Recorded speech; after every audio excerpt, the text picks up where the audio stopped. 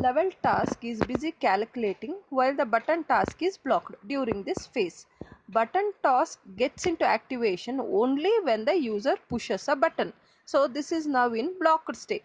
So V level task or the low priority one is busy calculating the levels of the gasoline.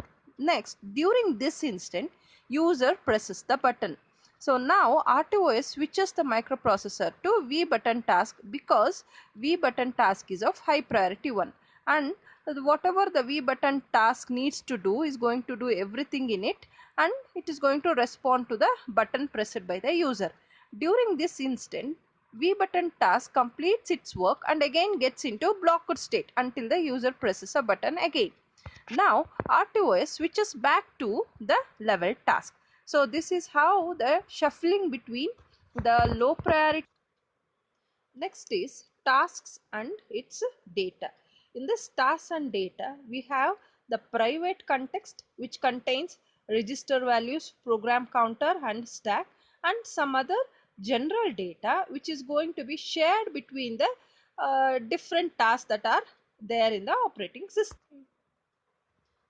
Next, we will get into share data problem that happens while sharing the resources among the different tasks.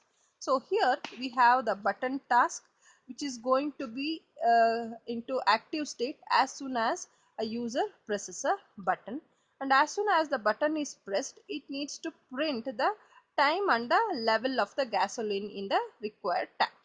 And this is the level task which is going to read the levels of floats in the task, then do some intermediate calculation, and again store the data of the time and the level of the gasoline. So here these things are happening in a non-atomic way. So that is how the share data problem arises. We shall look into it.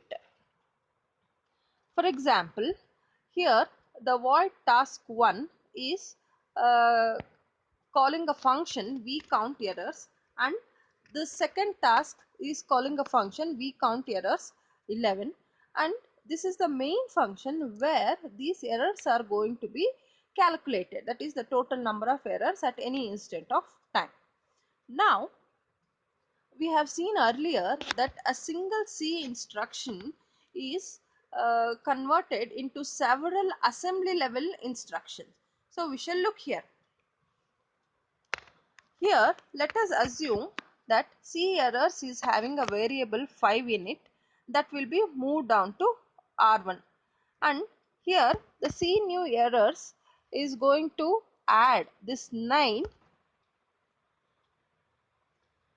So here this instruction is going to add the contents of R1 which is equal to 5 and C new errors, that is 9. So 9 plus 5 it becomes 14, that is going to be now present in R1. Now RTOS switches to task 2. In this case C errors is as usual, it is 5 because after computing this new value it should have been loaded to C errors, but before that happens RTOS switches to task 2.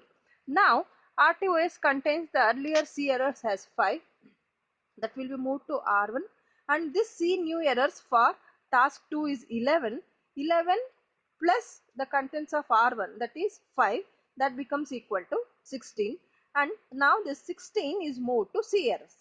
After completion of this task, RTOS switches to task 1.